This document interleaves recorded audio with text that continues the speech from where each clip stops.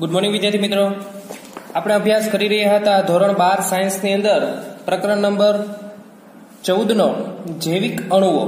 તો આપણે તેની અંદર અભ્યાસ કરતા હતા ગ્લુકોઝના બંધારણ વિશે. તો ગ્લુકોઝનું બંધારણ આપણે પાછળના લેક્ચરમાં કંઈક આવો અભ્યાસ કર્યો હતો, યાદ હોય તો તમને, કે ભાઈ ઉપર આપણે આલ્ડીહાઇડ રાખ્યો હતો, ત્યારબાદ સી બોન્ડ OH જેવી આપણે વાત કરી હતી કે ભાઈ ફિશરે આપેલું બંધારણમાં ખરેખર ગ્લુકોઝને દર્શાવવાની સાચી રીત D+ ગ્લુકોઝ છે. તો આપણે શું રાઈટ કરીએ છીએ? D+ glucose. જે આપણે બનાવ્યું છે શું છે? D+ glucose. જો વિદ્યાર્થી મિત્રો, એની અંદર આપણે વાત કરી હતી કે ભાઈ આલ્ડીહાઇડ ગ્રુપ, ત્યારબાદ 5 હાઇડ્રોક્સી ગ્રુપ, 1 આ 2 આ 3 આ 4 અને આ 5. બરોબર છે. તો હવે જે આ બંધારણની અંદર આપણે ચર્ચા કર્યા, તો આ જે બંધારણ છે તે અમુક ગુણધર્મો સમજાવી શકે છે, પણ અમુક પ્રક્રિયાઓ અને અમુક સત્યોને સમજાવી શકતો નથી. જેમ કે આપણે વાત કરવા જઈએ, સૌથી પહેલા તો આની અંદર એક ગ્રુપ આલ્ડીહાઇડ ગ્રુપ હાજર છે ને. કયું ગ્રુપ? આલ્ડીહાઇડ ગ્રુપ હાજર હોવા છતાં તે સ્કીફ કસોટી આપતું નથી. સ્કીપ કસોટી નથી આપતું. ત્યારબાદ બીજી વસ્તુ, જો આલ્ડીહાઇડ ગ્રુપ હાજર હોય તો આપણે અભ્યાસ, આ જે વાત તમને જે કહી દઉં કે સ્કીફ કસોટી તમારે અત્યારના ધોરણમાં અભ્યાસ નથી કરવાનો, પણ એક વસ્તુ છે, જો આલ્ડીહાઇડ મુક્ત અવસ્થામાં હોય, મુક્ત અવસ્થા એટલે કે ફ્રી, જેમ કે અહીંયા આપણે દર્શાવ્યું છે, જુઓ આ મુક્ત અવસ્થા કહેવાય. શું કામ? કારણ કે આની અંદર જે આ કાર્બોનિલ ગ્રુપ છે એ કોઈ સાથે બંધનમાં નથી. જો આપણે બંધનમાં હોય તો એને મુક્ત ન બોલાય. એટલે કહેવાનો મિનિંગ એવો છે, જો આલ્ડીહાઇડ મુક્ત અવસ્થામાં હોય, એટલે કે કેવો હોય? ફ્રી હોય, તો એ સ્કીફ કસોટી આપે. એટલે અહીંથી એને સ્કીફ કસોટી ન આપી, ઉપરાંત બીજી સોડિયમ હાઇડ્રોજન સલ્ફાઇડ સાથે યોગશીલ નિપજ પણ દર્શાવતું નથી. કઈ નિપજ? યોગશીલ નિપજ. આ આપણે અભ્યાસ કરવાનો છે ચેપ્ટર નંબર 12 ની અંદર. જ્યારે આપણે આલ્ડીહાઇડ અને કીટોનના રાસાયણિક ગુણધર્મો જોશું, ત્યારે આપણને ખબર પડશે કે જો અહીંયા આ આલ્ડીહાઇડ ગ્રુપ ફ્રી હોય, એટલે કાર્બોનિલ ગ્રુપ ફ્રી હોય, તો એ સોડિયમ હાઇડ્રોજન સલ્ફાઇડ સાથે યોગશીલ નિપજ બનાવે. કંઈક આ રીતની બનાવે છે બાળકો. એની અંદર આલ્ડીહાઇડ ગ્રુપનું આપણે એક્ઝામ્પલ લઈ લઈએ. ફોર્માલ્ડિહાઇડનું ઉદાહરણ લઉં તો ફોર્માલ્ડિહાઇડનું ઉદાહરણ લેવા જઈએ, પ્લસ NaHSO4 કંઈક આ રીતે હોય.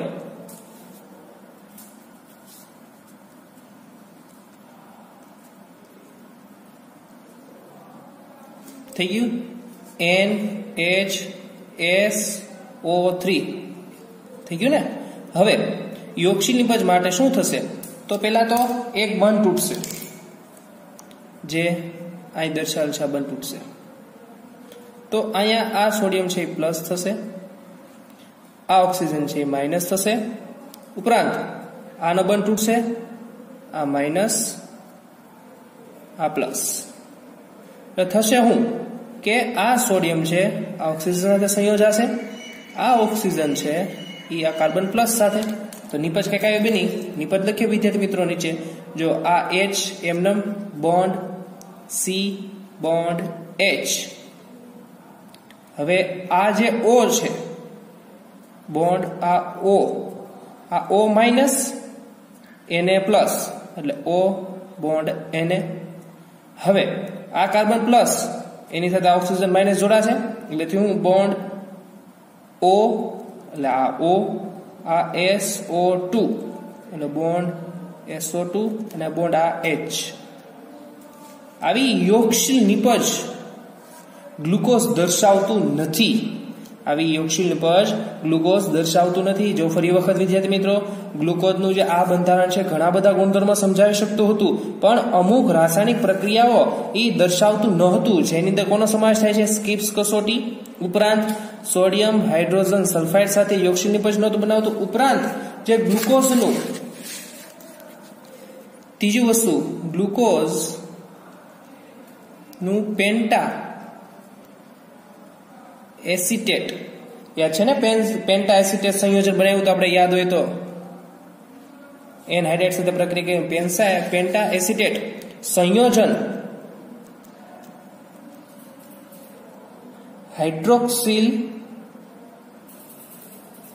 એમાઇલ સાથે પ્રક્રિયા આપતું નથી.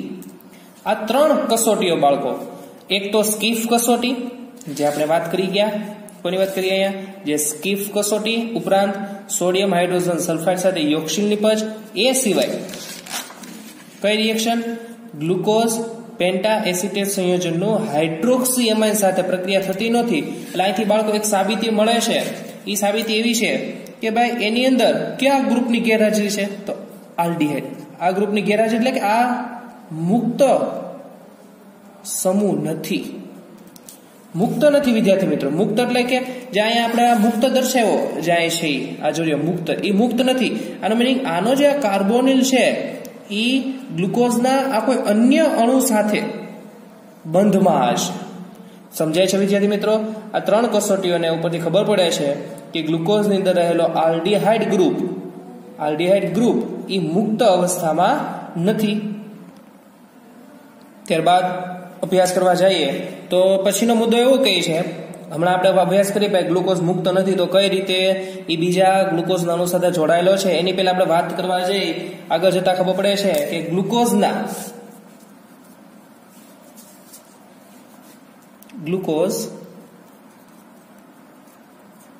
ના 2 સ્ફટિકમય બંધારણો અસ્તિત્વ ધરાવે છે. આગળ જતા અભ્યાસો પરથી ખબર પડી ગ્લુકોઝના 2 સ્ફટિકમય બંધારણો છે, જેનું નામ આપ્યું આલ્ફા ગ્લુકોઝ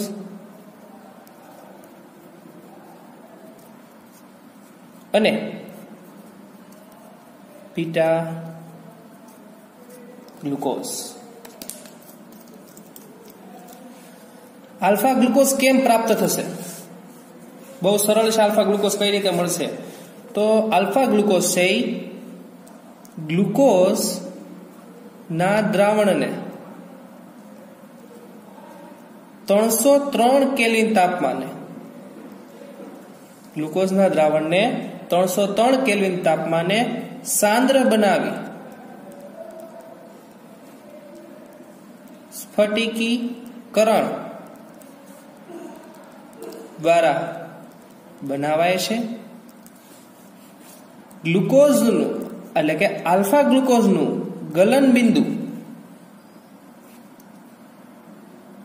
419 કેલ્વિન છે. ત્યારબાદ એ જ રીતે બીટા ગ્લુકોઝ કઈ રીતે પ્રાપ્ત થશે? બીટા ગ્લુકોઝ છે એ જ આ રીતનું છે કે ગ્લુકોઝ ના દ્રાવણને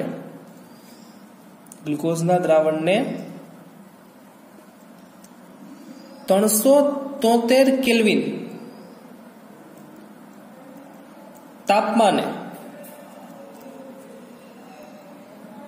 સંતૃપ્ત દ્રાવણ બનાવે. કેવું દ્રાવણ? સંતૃપ્ત દ્રાવણ બનાવીને તેનું સ્ફટિકીકરણ દ્વારા બનાવાય છે.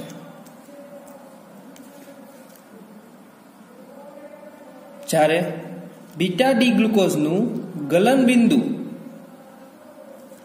423 કેલ્વિન તાપમાન છે. હવે આ વાત થઈ ગ્લુકોઝના 2 સ્ફટિકમય સ્વરૂપોની, કે તમને પ્રશ્ન પૂછાય ગ્લુકોઝના કેટલા સ્વરૂપ છે? તો ગ્લુકોઝના 2 સ્વરૂપ છે, આલ્ફા ગ્લુકોઝ અને બીટા ગ્લુકોઝ. આલ્ફા ગ્લુકોઝ કઈ રીતે મેળવવું? તો ગ્લુકોઝના દ્રાવણને તમારે 303 કેલ્વિન તાપમાને સાંદ્ર બનાવવાનું, તેનું સ્ફટિકીકરણ કરો તો તમને આલ્ફા ગ્લુકોઝ પ્રાપ્ત થાય છે. એ જ રીતે બીટા ગ્લુકોઝ મેળવવું હોય તો તમારે ગ્લુકોઝના દ્રાવણને 303 કેલ્વિન તાપમાને સંતૃપ્ત દ્રાવણ બનાવીને તેનું સ્ફટિકીકરણ કરશો એટલે તમને મળશે બીટા ગ્લુકોઝ. હવે આગળ જતા એવી ખ્યાલ પડે છે કે ભાઈ આપણે હમણાં અભ્યાસ કરી ગયા કે ભાઈ આલ્ફા ગ્લુકોઝ ને બીટા ગ્લુકોઝ હવે મેળવવું કેમ? તો એની પહેલા આપણે ચર્ચા કરવા જઈએ તો ખાસ બાબત કે ભાઈ આપણે હમણાં વાત કરીએ આલ્ડીહાઇડ ગ્રુપ મુક્ત નથી, તો એ કઈ રીતે છે? તો અમુક પ્રાયોગિક પરિણામોના આધારે ખબર પડે છે કે ગ્લુકોઝનું બંધારણ કેવું છે બાળકો? ચક્રીય બંધારણ છે. કેવું બંધારણ છે બાળકો? ગ્લુકોઝનું બંધારણ કેવું છે? ચક્રીય. આની અંદર કોણ ભાગ લે? તો ગ્લુકોઝમાં એક તો આલ્ડીહાઇડ પ્લસ હાઇડ્રોક્સી ગ્રુપ. ચક્રીય બંધારણ બનાવવા માટે આલ્ડીહાઇડ ફ્રી નથી. એનો મીનિંગ આલ્ડીહાઇડ કોક સાથે બંધનમાં છે. ઈ ગ્લુકોઝના કયા અણુ સાથે બંધનમાં છે? તો કે હાઇડ્રોક્સી સાથે. એટલે આલ્ડીહાઇડ અને હાઇડ્રોક્સી વચ્ચે બંધનું નિર્માણ થશે અને જે બનશે એને આપણે કહેશું હેમી એસિટાલ. યાદ રાખજો શું બનશે? Hemi acetal. એટલે જ્યારે આલ્ડીહાઇડ ગ્લુકોઝના કોઈ હાઇડ્રોક્સી, ગ્લુકોઝમાં કેટલા હાઇડ્રોક્સી છે તમને યાદ છે? ગ્લુકોઝમાં 5 હાઇડ્રોક્સી છે ને. તો આલ્ડીહાઇડ અને ગ્લુકોઝના અન્ય હાઇડ્રોક્સી વચ્ચે બંધનું નિર્માણ થશે અને જે સંયોજન બનાવે છે હું બોલશું હેમી એસિટાલ. અને ઈ બંધારણ કેવું છે? ચક્રીય હશે. તો પ્રશ્ન ઈ થાય કે ગ્લુકોઝમાં તો 5 હાઇડ્રોક્સી છે, તો કયા હાઇડ્રોક્સી સાથે આલ્ડીહાઇડ ગ્રુપ બંધ બનાવશે? તો પ્રાયોગિક સંશોધન સાથે ખબર પડી કે ગ્લુકોઝની અંદર 5મા નંબરના કાર્બન, કયો નંબરનો કાર્બન? 5મા નંબરના કાર્બન સાથે રહેલા હાઇડ્રોક્સી ગ્રુપ ભાગ લે છે કોની સાથે? આલ્ડીહાઇડ સાથે બંધ બનાવવામાં. અને શું બનાવે છે? Hemi acetal. ફરી વખત ગ્લુકોઝના ચક્રીય બંધારણની અંદર આલ્ડીહાઇડ ગ્રુપ અને હાઇડ્રોક્સી ગ્રુપ વચ્ચે બંધન થઈ હેમી એસિટાલ સંયોજન પ્રાપ્ત થાય છે. તો પ્રશ્ન એવો ઉદ્ભવે છે કે ભાઈ ગ્લુકોઝની અંદર તો 5 હાઇડ્રોક્સી છે, તો કયો હાઇડ્રોક્સી ભાગ લે? તો આગળ સંશોધનો, પ્રાયોગિક સંશોધનના આધારે ખબર પડે છે કે આની અંદર 5મા નંબરનો કાર્બન ઉપર રહેલો હાઇડ્રોક્સી ગ્રુપ આલ્ડીહાઇડ સાથે ભાગ લે છે. તો હવે આપણે આગળ ચર્ચા કરવા જઈએ. તો પેલા આપણે ગ્લુકોઝનું બંધારણ રાઇટ ડાઉન કરી લઈએ. જોયો, આગળ જોઈએ. આ છે ગ્લુકોઝનું ડી બંધારણ જે આપણે પેલા અભ્યાસ કરી ગયા હતા. તો અહીંયા જો આપણે નંબર આપવા જઈએ તો સૌથી પહેલો નંબર ક્યાં મળશે? નંબર 1 આ કાર્બનને, આ નંબર 2, આ નંબર 3, આ નંબર 4, આ નંબર 5 અને આ નંબર 6. આપણે હમણાં અભ્યાસ કરી ગયા કે ભાઈ હેમી એસિટાલ બંધારણ કોની વચ્ચે બને છે? તો કે પહેલા કાર્બન એટલે આલ્ડીહાઇડ નો કાર્બન અને ગ્લુકોઝના કયા કાર્બનનો હોય છે? તો 5મા કાર્બન સાથે રહેલો OH. એટલે અહીંયા રહેલા આ OH અને કાર્બોનિલ, આ બંને વચ્ચે બંધનું નિર્માણ થશે. બંધનું નિર્માણ કઈ રીતે થશે વિદ્યાર્થી મિત્રો? તો સૌથી પહેલા તમારે આ બંધ તોડવાનો છે. તો અહીંયા હાઇડ્રોજન પ્લસ થશે, ઓક્સિજન માઇનસ થશે. એ જ રીતે અહીંયા એક કાર્બોનિલ બંધ તોડો, એક જ, તો ઓક્સિજન માઇનસ અને કાર્બન પ્લસ થશે. હવે થશે શું કે ભાઈ જે આ O અને આ H, એટલે આ H છે અહીંયા જશે, એટલે ઓક્સિજન માઇનસ હાઇડ્રોજન પ્લસ, એટલે ઓક્સિજન અને હાઇડ્રોજન જે બંધનું નિર્માણ થશે અને આ ઓક્સિજન માઇનસ અને આ કાર્બન પ્લસ વચ્ચે શું થશે? બંધનું નિર્માણ. જો એનું બંધારણ બનાવવા જઈએ આપણે બાળકો, જો નિરાતે શું થાય છે આપણે વર્ણવીએ. તો આ કાર્બન પહેલા તો એઝ ઇટ ઇઝ એની સિંગલ બંધમાં આ ઓક્સિજન એની સાથે હાઇડ્રોજન બંધ બનાવશે, એટલે શું બની ગયું? OH. ત્યારબાદ શું થશે? આ H એમનેમ, ત્યારબાદ આ C bond OH as it is, એ જ રીતે નીચેનો C બોન્ડ H OH, એ જ રીતે C bond OH bond H. અને બાળકો અહીંયા જોજો C bond H bond CH2 bond OH. હવે આની હારે જે બંધમાં ઓક્સિજન છે એનો આ રીતે દર્શાવી શકું કે ન દર્શાવી શકું? આ બંધ જ છે. જો આ એનો બંધ મેં એટલો લંબાવ્યો છે અને આ ઓક્સિજન અહીં કેવો હતો બાળકો? માઇનસ હતો. આ કાર્બન કેવો હતો? પ્લસ છે ને. જો આ કાર્બન પ્લસ ઓક્સિજન માઇનસ, તો આ કાર્બન ઓક્સિજન બંધનું નિર્માણ થયું, એટલે બંધનું નિર્માણ કંઈક આવી રીતના આપણે દર્શાવીએ. થઈ ગયું કે ન થયું? દેખાય છે? શું કર્યું મેં? આ કાર્બન પ્લસ હતો, જે આ ઓક્સિજન કેવો હતો? માઇનસ. તો આ બંને વચ્ચે બંધનું નિર્માણ કરાવડાવ્યું. તો હવે જો આ ચક્રીય બંધારણ થઈ ગયું, તો જો આ ચક્રીય બંધારણ છે ને, એટલો ભાગ શું થયો? ચક્ર બનાવ્યું ને, આ એટલા ભાગો બનાવ્યું ચક્ર. કોઈ દોરી ખુલ્લી હોય, આ દોરી છે, દોરી ભેગી કરી નાખો, વાળ નાખો, તો ચક્ર બની જાય ને. એટલે એ જ રીતે વિચારો, જો આ ચક્રીય બંધારણ જો ચક્રીય બંધારણમાં ભાગ કેટલાય લીધો? એક કાર્બન, આ બીજો કાર્બન, આ ત્રીજો કાર્બન, આ ચોથો કાર્બન, આ પાંચમો કાર્બન અને એક ઓક્સિજન. એટલે ટોટલ સભ્યો કેટલા? ત્યાંથી તમને ખબર પડી જાય કે ભાઈ ગ્લુકોઝના ચક્રીય બંધારણની અંદર 5 કાર્બન ઉપરાંત 1 ઓક્સિજન. ગ્લુકોઝના ચક્રીય બંધારણની અંદર કોણ ભાગ લે? તો ગ્લુકોઝના 5 કાર્બન છે. જો આ ચક્રી, આ એટલું ચક્ર બનાવશે, હમણાં આપણે જોઈએ. આ એટલા ચક્રમાં ભાગ લે, એટલે ચક્રીય બંધારણમાં ભાગ કોણ લે? તો કે ગ્લુકોઝના 5 કાર્બન અને 1 ઓક્સિજન. એટલે કુલ સભ્ય કેટલા? તો કે 6 સભ્યો. સભ્યો કેટલા થાય? 6 થાય ને, કે 5 કાર્બન અને 1 ઓક્સિજન. સમજાય છે વિદ્યાર્થી મિત્રો? નથી સમજાતું? તો હવે આ જ લઈને આગળ આપણે અભ્યાસ કરીએ. જોજો હવે અહીં અભ્યાસ કરવા જઈએ. જે આ પહેલા નંબરનો કાર્બન છે એ આલ્ડીહાઇડનો કાર્બન છે, અને આની સાથે OH સમૂહ જોડાયેલો છે. જો એને હું ડાબી બાજુ લઈ લઉં, અત્યારે જમણી બાજુ છે, તો આને આપણે નામ આપશું આલ્ફા ગ્લુકોઝ. શું નામ આપવાનું છે આપણે? નામ આલ્ફા ગ્લુકોઝ. હવે તફાવત માત્ર એટલો જ છે આલ્ફા અને બીટા વચ્ચે, કે જે પહેલા કાર્બન સાથે OH છે એને હું જો આ ત્યાં જમણી બાજુ હોય તો એને આપણે આલ્ફા ગ્લુકોઝ કહીશું. જો OH આ OH અહીંયા ડાબી બાજુ હોય, એટલે અહીંયા હશે અને H અહીંયા હશે, તો એને બીટા કહેવાશે. જો રાઇટ ડાઉન કરીએ આપણે, બહુ સરળ વસ્તુ છે. જોઈએ, બીજો કાંઈ ચેન્જ નથી કરવાનો તમારે. આ કાર્બન એઝ ઇટ ઇઝ. આ હું નાખ્યું હાઇડ્રોજન. OH ને ક્યાં લઈ લીધો? ડાબી બાજુ. બાકી બધું હતું એમને. C bond OH bond H, C bond H bond OH bond C bond OH bond H bond C bond H bond CH2 bond OH. હવે આ ઓક્સિજન પરમાણુ,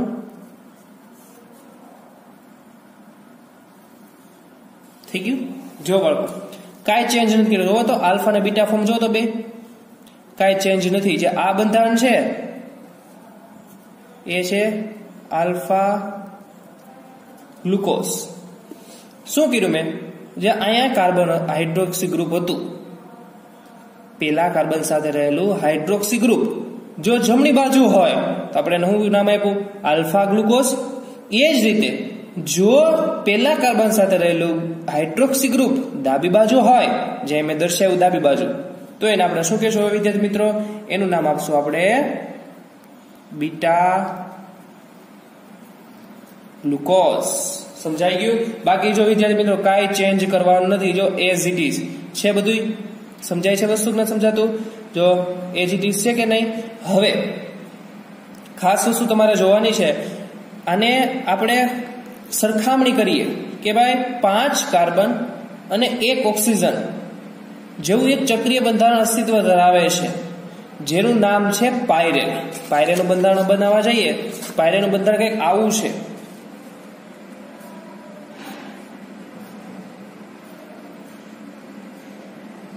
આ ઓક્સિજન હોય,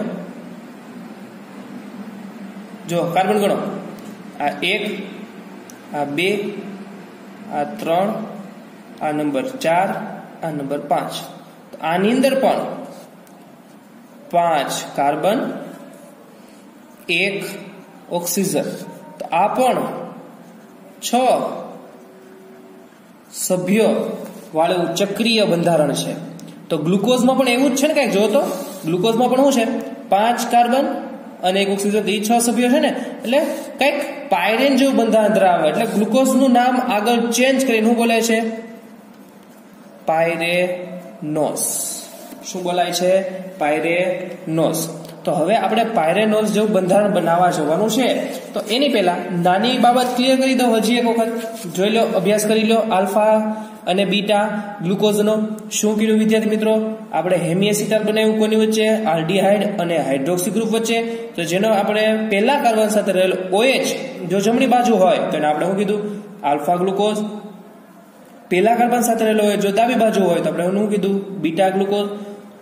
હવે આલ્ફા અને બીટા, એટલે આલ્ફા અને બીટા એકબીજાના એનોમર્સ બોલાય. યાદ રાખજો, ગ્લુકોઝના બે સ્વરૂપ, આલ્ફા ગ્લુકોઝ ને બીટા ગ્લુકોઝ, એ એકબીજાના શું બોલાય? એનોમર્સ. ઉપરાંત કે આ બંને વચ્ચે તફાવત કોના કારણે છે? આ પહેલા કાર્બન સાથે રહેલા OH ની અવકાશીય ગોઠવણીને કારણે. તો આ પહેલા કાર્બનને કારણે હાઇડ્રોક્સી ગ્રુપ જમણી બાજુ અને ડાબી બાજુ હોવાના કારણે બે પ્રકાર પડ્યા, આલ્ફા ને ગ્લુકોઝ અને બીટા ગ્લુકોઝ. તો તેથી આપણે જે પહેલો કાર્બન છે એને એનોમેરિક કાર્બન બોલશું. એનોમેરિક કાર્બન કોને કહેવાય? કે જેના આધારે બે સ્વરૂપો અસ્તિત્વ આવ્યા, આલ્ફા ગ્લુકોઝ અને બીટા ગ્લુકોઝ. સમજાય છે વિદ્યાર્થી મિત્રો અહીં સુધીનું? તો હવે આગળ ચર્ચા કરવા જઈએ. હવે આપણે કેવું બંધારણ બનાવવું છે? આલ્ફા ગ્લુકોઝ અને બીટા ગ્લુકોઝ છે એનું કેવું બનાવવાનું? પાયરેન જેવું બંધારણ બનાવવાનું છે. તો એની ચર્ચા કરવા જઈએ. જો વિદ્યાર્થી મિત્રો, આ આલ્ફા ગ્લુકોઝ બંધારણ હતું, એનું ચક્રીય બંધારણ બનાવવા જઈએ તો કંઈક આવું ચક્રીય બંધારણ અસ્તિત્વ ધરાવે છે. જો બનાવીએ આપણે, પેલા આ રીતે આપણે રાઈટ કરશું.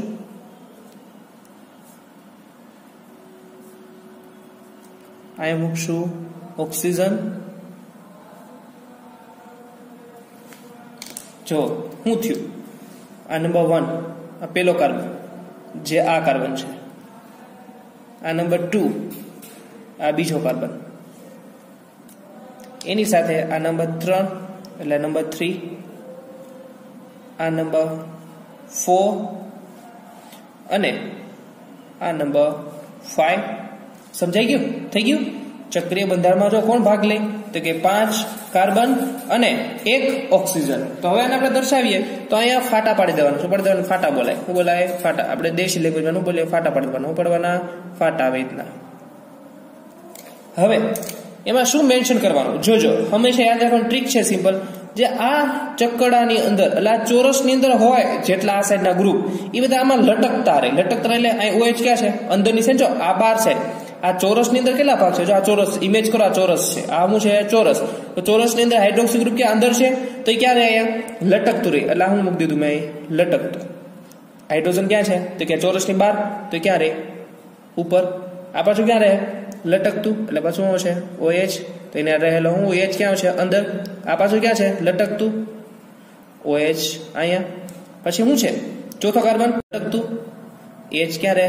ઉપર. અને અહીં હંમેશા યાદ રાખવાનું શોર્ટ કી છે, હાઇડ્રોજન હંમેશા 5મા કાર્બન હાઇડ્રોજન હંમેશા અંદર આવશે અને આ રહે અંદરની સાઈડ. થયું? જો અંદરની સાઈડ કહેવાનો મિનિંગ છે આ જે અંદર આ હાઇડ્રોજન છે હંમેશા અંદર રાખવાનો છે.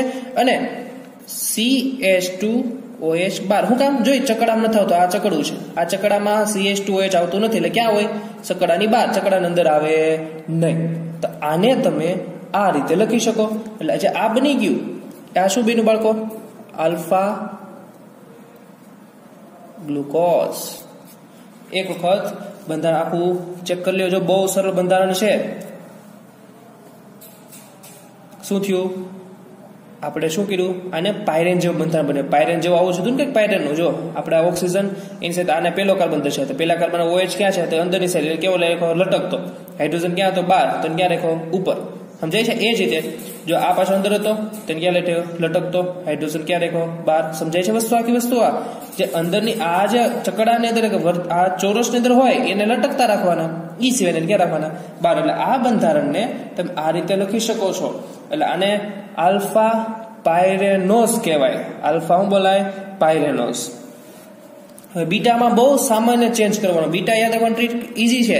આલ્ફા યાદ રાખવાનું, બીટા ઓટોમેટિક તમને યાદ રહી જશે. આલ્ફા ભૂલવાનું નહીં. જો બીટા કઈ રીતના હોય? બીટા બહુ ઈઝી છે. યાદ હોય તો ખાલી માત્ર એક જ ચેન્જ કરવાનો હતો. શું ચેન્જ કરવાનો હતો? પેલા કાર્બન ઉપર રહેલો હાઇડ્રોક્સી. એનો મિનિંગ કે બીટા લખો તો આ હાઇડ્રોક્સી છે એનો ઉપર લખીશ. ઉપર. જે આ હાઇડ્રોજન છે હું ક્યાં લખીશ? નીચે. બાકી બધું એઝ ઇટ ઇઝ લખી નાખો એમને.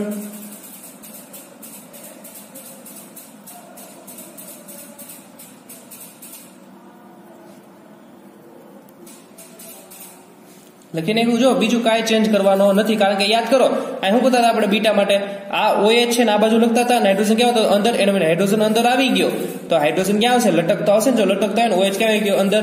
એટલે યાદ રાખવાની શોર્ટ કેવી છે? આલ્ફા યાદ રહે તો આલ્ફામાં શું કરવાનું? પહેલા કર્મ સાથે OH છે ક્યાં લઈ લેવાનું? ઉપર, અને હાઇડ્રોજન ક્યાં લઈ લેવાનું? નીચે. એટલે આ બંધારણ બન્યું એનું નામ થશે બીટા ગ્લુકોઝ. તો આ વાત થઈ આપણા ગ્લુકોઝના બંધારણની. તો આલ્ફા ગ્લુકોઝ અને બીટા ગ્લુકોઝ, ખાસ તમારે અહીંયા આપણું ગ્લુકોઝનું ચક્રીય બંધારણ પૂરું થાય છે. ઉપરાંત જે આ બે બંધારણ છે ચક્રીય બંધારણો, એને આપણે આવર્તના બંધારણો પણ કહીશું. એટલે ખાસ હવે આ બે બંધારણો ભૂલાય નહીં. જે બોર્ડની અંદર 2 માર્ક્સમાં પ્રશ્ન પૂછાઈ શકે છે કે ભાઈ પાયરેનોઝના અથવા આવર્તના બંધારણો દોરી સમજાવો, તો તમારે આ બધી વસ્તુઓનું વર્ણન કરવું પડે. આ બધી એટલી વર્ણન કર્યા બાદ તમારે આલ્ફા ગ્લુકોઝ અને બીટા ગ્લુકોઝનું બંધારણ બનાવવું પડે. જો બીટા ગ્લુકોઝ, અહીં જો બીટા ગ્લુકોઝ જો છે, આ બીટા ગ્લુકોઝ. તો બીટા ગ્લુકોઝ કેમ બનાવ્યો હતો? જો અહીં રહ્યું, આ H ક્યાં છે? અંદર છે ને. તો H અંદર ક્યાં રાખવાનો? લટકતો. જો લટકતો રાખો. OH ક્યાં રાખવાનો? તો કે બહાર છે. તો OH ક્યાં રાખ્યો? ઉપર. એ જ રીતે આ OH ક્યાં છે? અંદર. બાકી બધું તો એઝ ઇટ ઇઝ હતું ને. એટલે યાદ રાખવાની કી એવી છે કે તમે આલ્ફા યાદ રાખી લો, બીટા તમને ઓટોમેટિક યાદ રહી જશે. તો આપણે આજના લેક્ચરમાં અહીં સુધી રાખશું, અને આની પછી આપણે ગ્લુકોઝ પછી ફ્રુક્ટોઝ મોનોસેકેરાઇડ અભ્યાસ કરવાનો છે.